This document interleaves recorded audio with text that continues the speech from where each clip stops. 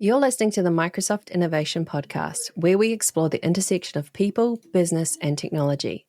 This year, we're adding a new show to our lineup, The AI Advantage, to help you learn the skills you need to thrive in the AI era.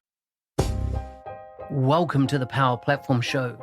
Thanks for joining me today. I hope today's guest inspires and educates you on the possibilities of the Microsoft Power Platform. Now, let's get on with the show.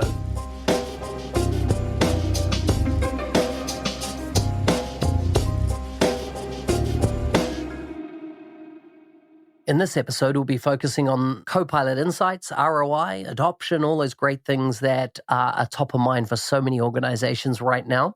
Today's guest is from Bristol in the United Kingdom. She works at A&S Group as the ecosystem architect for Copilot.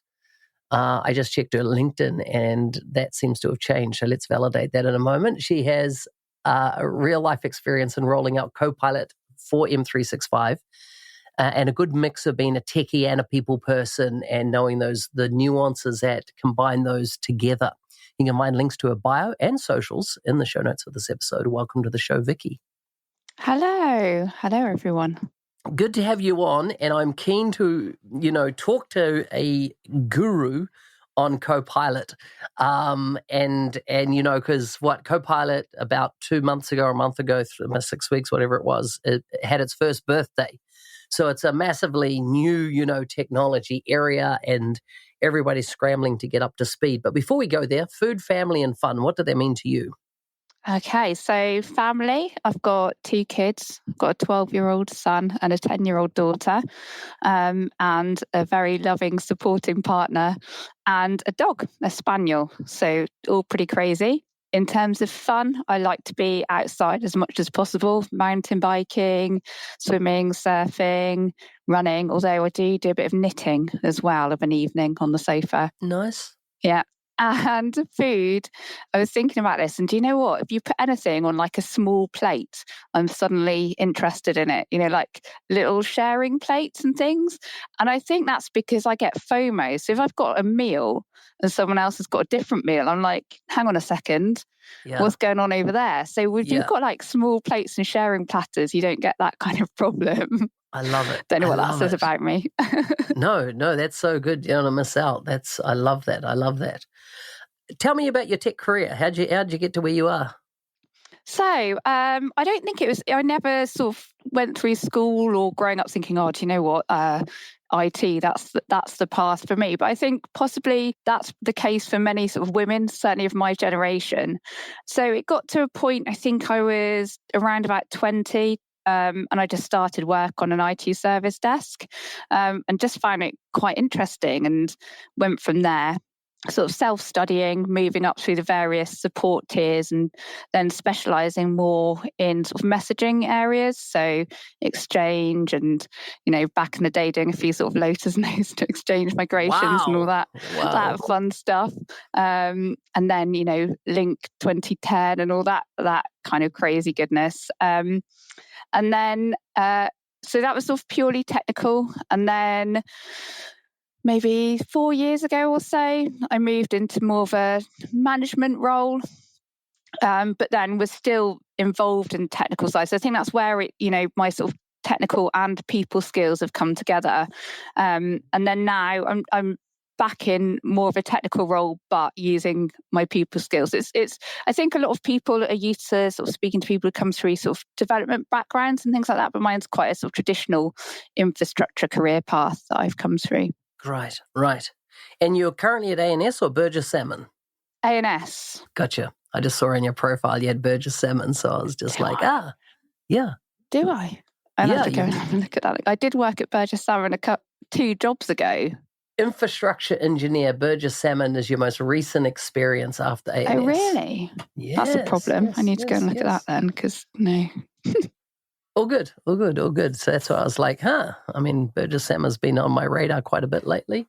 And so I was like, tell us about Copilot. And I suppose I'll preface this with, I've had visibility across a range of Copilot implementations around the world in the work I do with Microsoft. And there's been some great success stories, and then there's been some not so great success stories. Like I'm thinking of a scenario here, 300 seats deployed, and within a couple of months, they said, let's take those out because nobody's using them.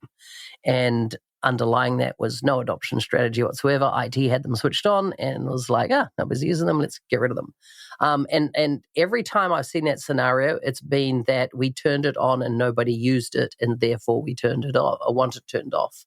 Tell me about what you've seen in the trenches around organizations, and you don't need to mention who they are, but that have gone through that process and of implementing, let's just talk about M365 Copilot at this point.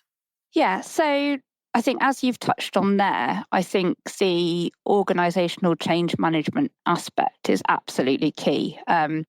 M365 Copilot isn't a tool that you have to use to do your job. It's not like, I've got a new CRM tool or a new service desk tool that you literally have to use. It's something that you should use if you've got it, because it can be massively helpful. But if you're not aware of what it can do, and you don't therefore have that want to use it, it's just not going to happen. People are busy. They're not going to take it upon themselves to go away and say, right, what's this? What can it do? How can I save time and be more productive? You need to have that sort of top level change filtering down through the business for them to understand what it is that Copilot can do for them. Otherwise, you just don't know, do you? I've seen organisations who've rolled it out, and I think most people know that one of the easy wins is obviously meeting recordings. You're just able to transcribe your meetings and then recap you, give you actions. And I spoke to someone at an organisation. They were like, it's just not very good. And I said, what's the problem with it? And that individual didn't even know that they had to be recording the meeting. That meeting had to be transcribed in order to be able to use Copilot. Yeah. So it's that sort of very fundamental understanding that people are sometimes lacking if they don't have that change management piece in place. And obviously, your traditional learning and development can pick up some of that. But I think because it's a change in ways of working and a change in culture, really, it does need a bit more than that. It needs your stakeholders. It needs the message to be coming down from top that this is such a great opportunity for people and it's there to help them, not replace them, not do their jobs for them, but to make their jobs more enjoyable. Yeah. In the conversations with CTOs, I've observed this. Listen, if we just make people more productive, let's say we save them an hour a day, and now they're spending another hour around the water cooler, how is that benefiting my organization? It's kind of like, it's almost like M365 in its history, if you look at it, was sold on productivity, right? Yeah. Productivity was product. And what I've noticed is that people, when talking about AI and executive decision makers, they're not interested in the productivity story. No. As part of what Copilot brings to the table. Yeah. I mean, it's really, really difficult to have these conversations because, like you say, it's the whole, are they spending an hour around the water cooler? They logged off early to watch Netflix and all that kind of thing. And also, are they saving an hour? Is that going back into my bottom line? Well, no, it's not, is it? But I think it's going back to that idea of it being a cultural change. Yes. You have to trust the people you hire for a start to be doing their jobs rather than worrying about them using time saved to not be productive. But to be honest, I'm a great believer if they're spending an hour around the water cooler, it's unlikely to be an hour, but so be it. They're having those conversations, those interactions, that thinking time that's going to help them be more creative and think more strategically. Their well-being is going to be better, all that kind of thing. I think it's wrong to think about just driving it all back into productivity and the bottom line. It's about changing people's experience in the workplace, making it joyful. I think it can really change how you feel about work and just change. It just changes your day to day so much. I mean, I love it. I'm a Copilot power user. I can put in it can save me, a couple of hours a day easily. And no, I'm not sitting there putting those 2 hours straight back into work. I might actually go and walk the dog, shock horror, or something like that. But that will make me a better person at work tomorrow, Totally. And we're dealing with a world, particularly after COVID, of overwork. right? Yeah. People doing way beyond the amount because there's nothing else to do, right? And so to give people back their life, that's, not necessarily absolutely a bad thing. Now, 2 hours a day productivity gains by yourself, that's more than just summarizing meetings, I take it.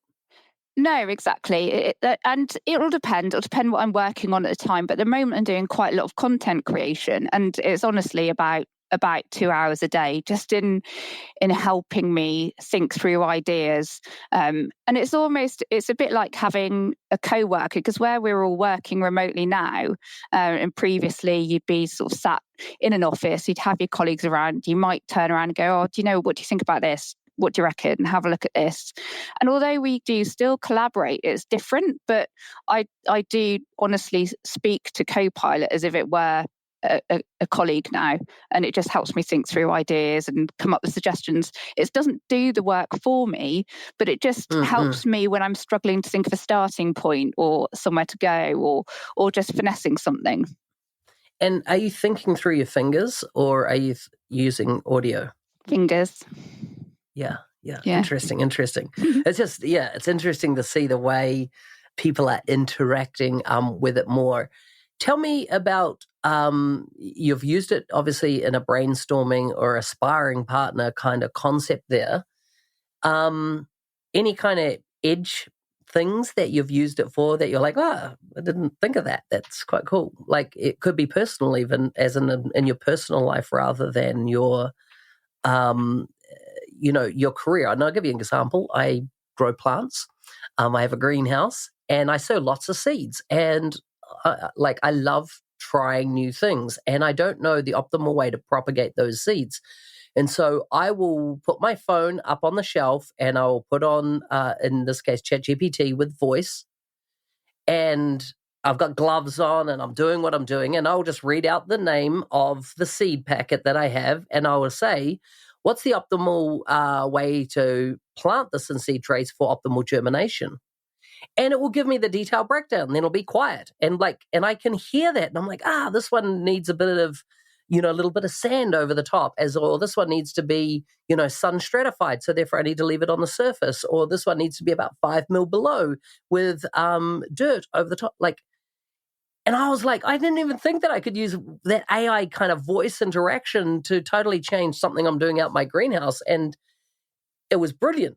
My success rate on all those seeds were much higher because I was doing individual things for each different seed group by using that kind of interaction. Yeah, no, I get what you're saying. I to be honest, I think I need to get better at using it outside work. I use it heavily in work and then barely use it outside. Interesting. But what I have used it for, which it's not an edge case, it's not that niche, but just do quizzes and things like that for the kids, little things like that, just for them to, a bit of extra mom homework. So makes me hugely very, popular. Very cool. I have a friend, and she, for her daughter, last year wrote a book through the year with the daughter being the protagonist. Oh, amazing. In the stories, and then she used Midjourney to design the images for each of the pages, and then she sent it to a printer and had that book given to her at Christmas, and it's a full story book where the daughter's the protagonist and the pictures are all relevant to the content of the story, but all done by AI. Just one copy, just for her daughter. Yeah. I mean, it's incredible, isn't it? And I think people need to realise whether you think, M365 Copilot's any good or not, and people's opinions differ. AI is coming. You can't just turn off to it and be like, well, it's not really going to happen. It's not going to impact me. It's going to impact everyone. In the projects you've been involved in, Hargraves, Lansdowne, might have been one. I know you've been on others. What have been some of the success metrics that have come out of implementing Copilot, or the stories, that have come from the trenches? Yeah, so obviously the key success metric that people want to hear is time saved, and then what you're doing with that time. Are you doing however many more engagements, etc., that kind of thing. But for me, what's been incredible is the story around accessibility. So people with perhaps dyslexia or any kind of neurodivergence is an absolute game changer. And, I've had people say this has changed my life, which is incredible. People who struggle with auditory processing and meetings, so they've had to record them anyway and then sort of play them back super slowly afterwards in little bits to try and take the content in. And those days are all gone. It levels the playing field. They said they feel that they're able to work, on a level playing field with everyone else, and work feels like a good place for them to be now. And that's incredibly powerful, really powerful. It changed my life. That's, it doesn't get better than that, does it? Right? Yeah. So for me, that's the key success. It doesn't fit into a neat, tidy metric, unfortunately, which is what people are looking for. But if you give an employee a tool that changes their life, they're unlikely to leave you. So exactly. And are you seeing anything where people are becoming super users of it, like yourself? How would you even define a super user with Copilot? I think for myself, and I saw the change as well, where I think Copilot first. I think when you first, or certainly for myself, and where I've seen sort of like the initial engagements, you get Copilot and then you're going about your work and then you think, I could have used Copilot for that, or maybe I should have done that with Copilot. But then when you start thinking Copilot first, I think that's when it starts to really sort of impact the amount that you use it.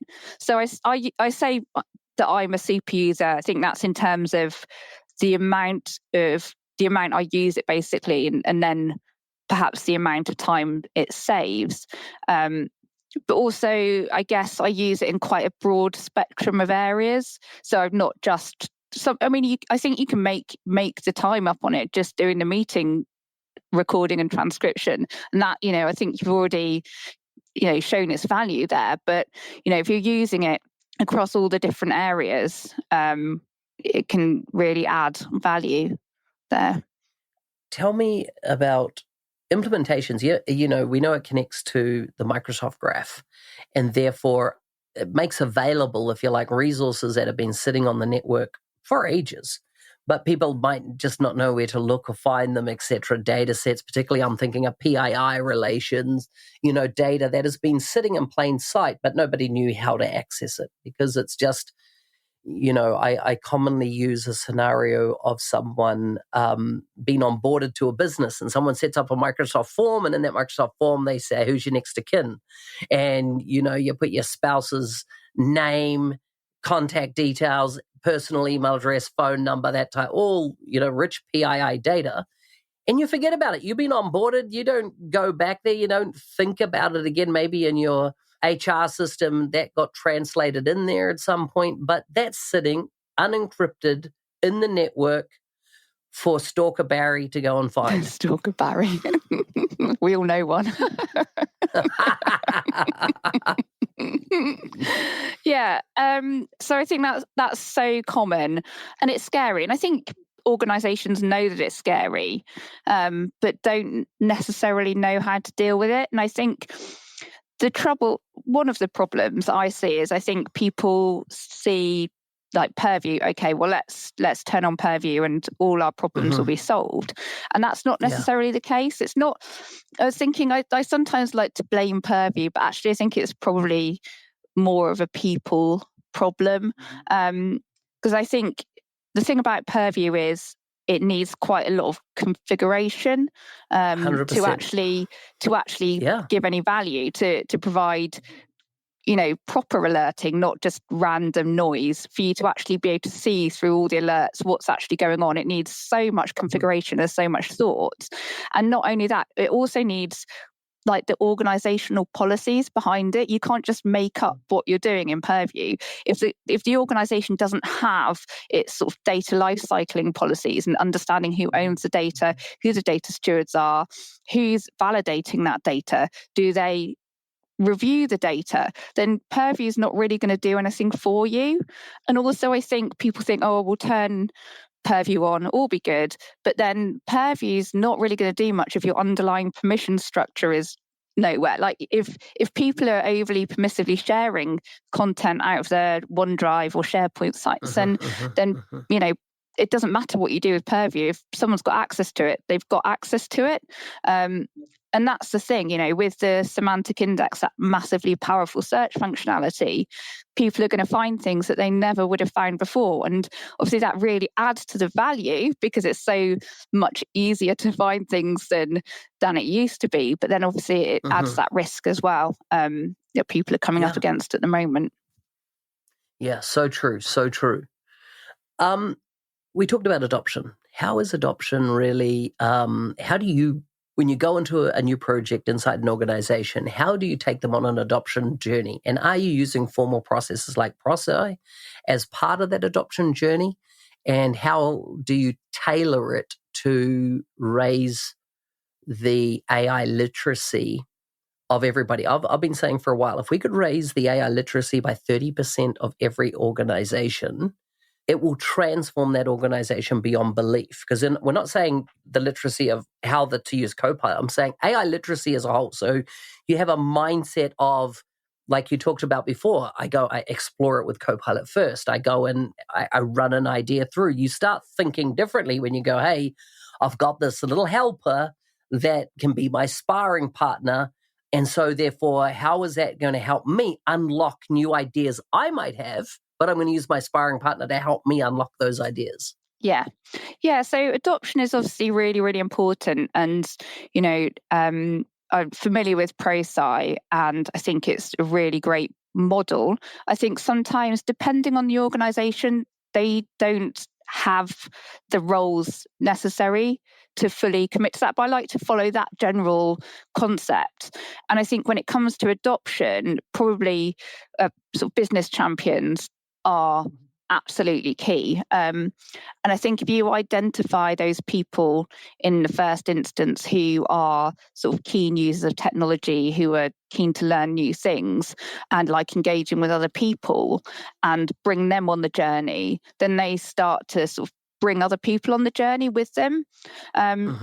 In terms of increasing AI literacy, I really love a good prompt-a-thon. I like, nice. Scenario workshops, all these kind of things that move away from sort of the traditional learning and development side of things, that, they're a bit more interactive. People can bounce ideas off each other, a bit more collaborative, that kind of thing.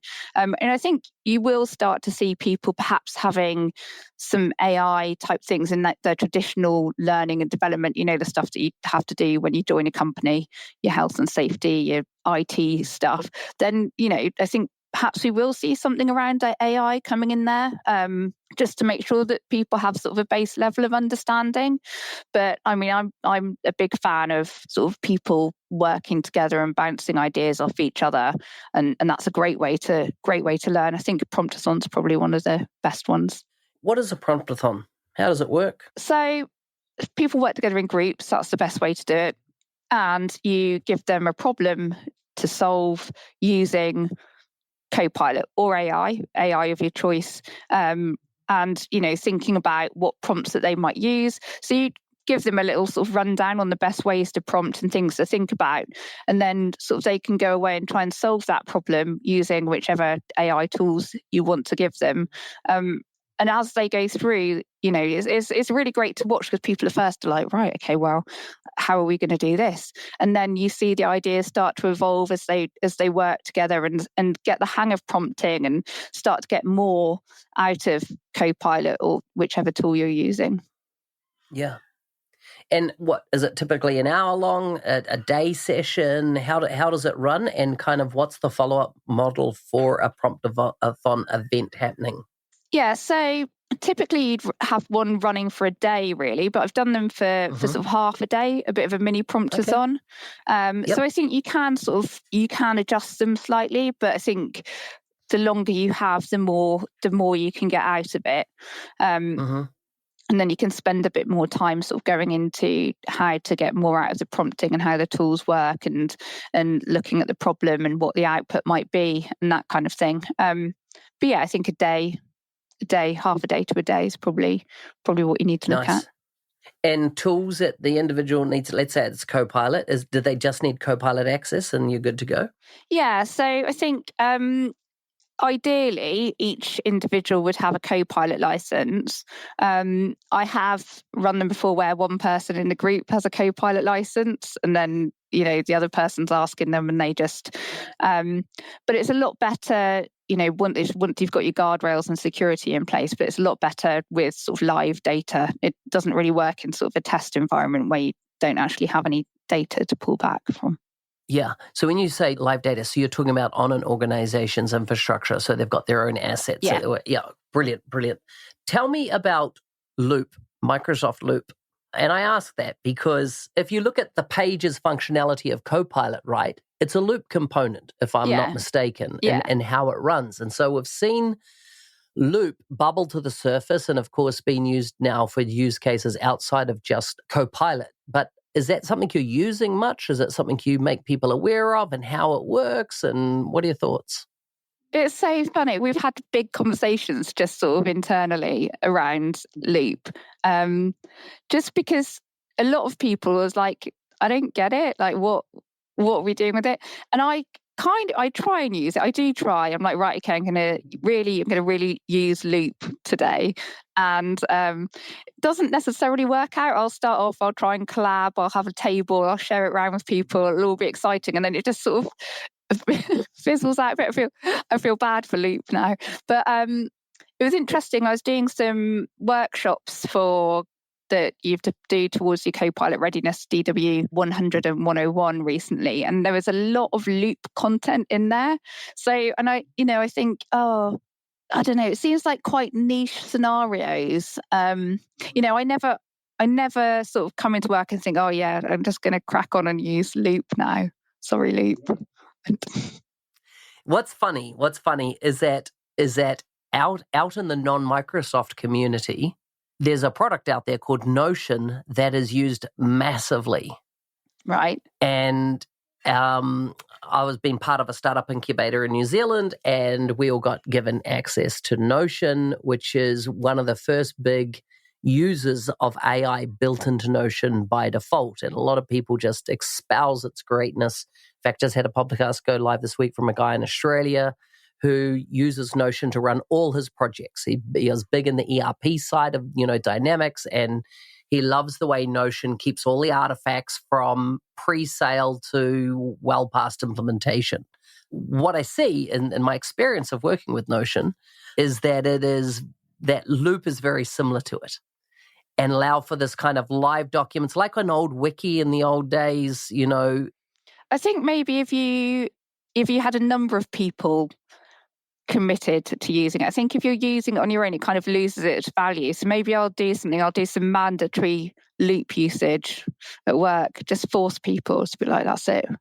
We're using Loop all week. So are you using the Pages functionality, which is designed for collaboration often with Copilot inside a team of people?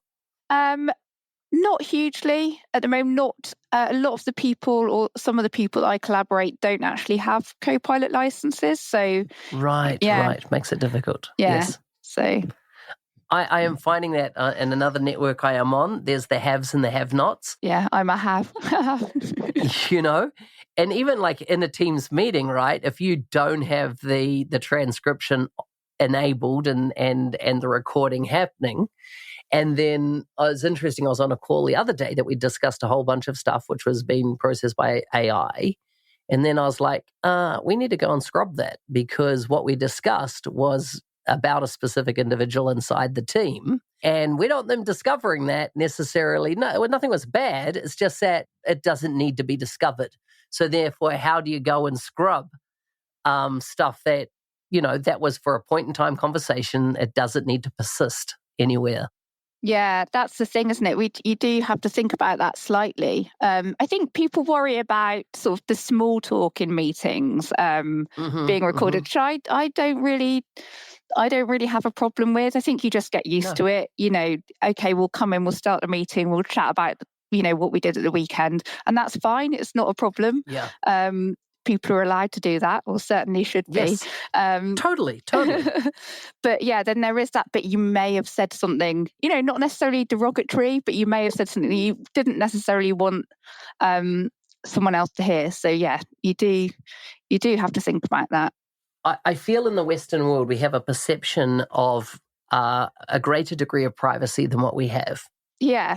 And, I went to China, and in China, as in for a period of time, I had a guide taking me on the Great Wall of China, and we were 100K outside of Beijing in this total remote area. And he goes, you Westerners have this concept of privacy. We've built up with there's no such thing. Like, that's not a word to us, right?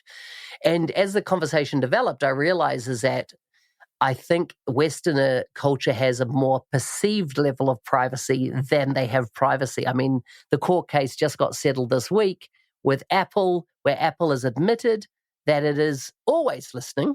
The mic is on, it is listening, and it is selling your data to advertisers. And that's why people go, oh my gosh, how did all of a sudden I get an ad about that in Facebook? Oh, it's Facebook doing it.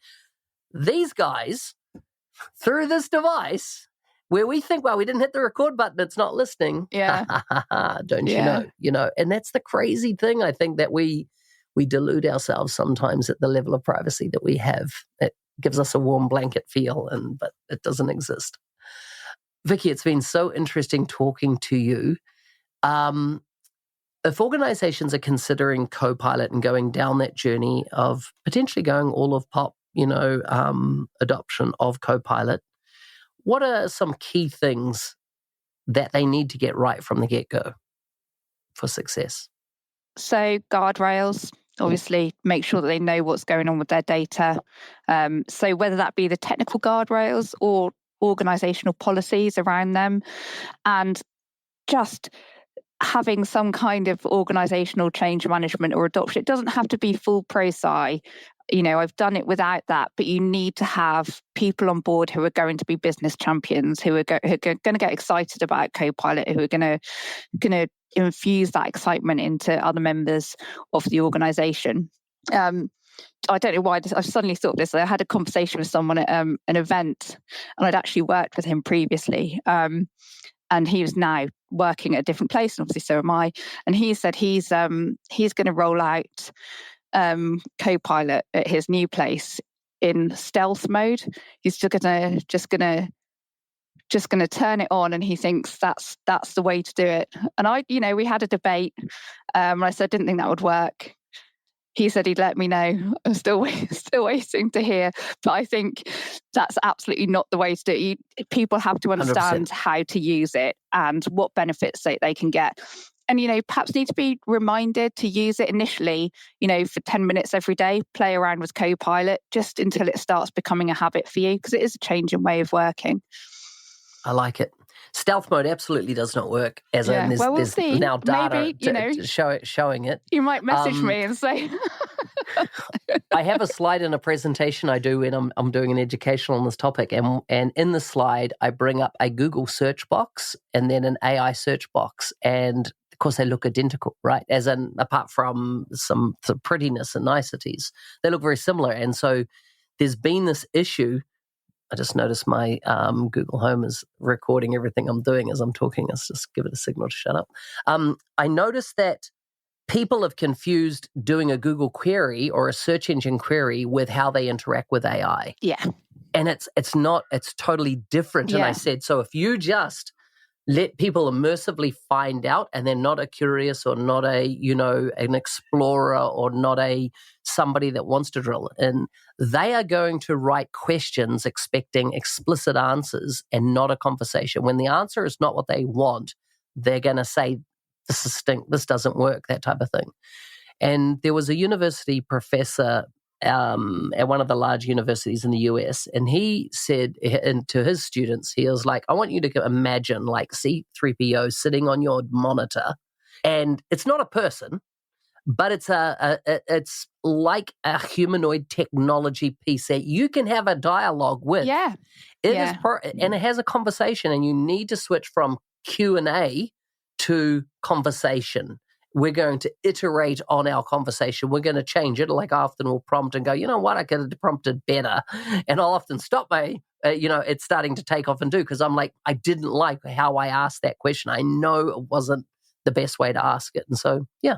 Copilot, you've got it wrong as well. I do that sometimes. And I love it when it comes back and goes, yeah, sorry, my mistake, Vicki. I'll try again. Yeah.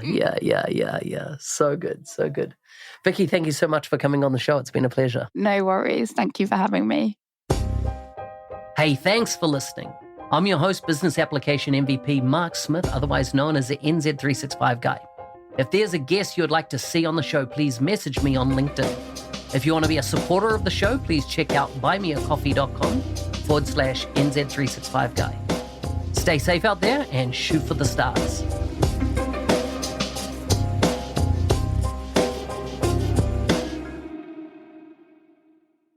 Are you ready to accelerate your career in the Microsoft ecosystem?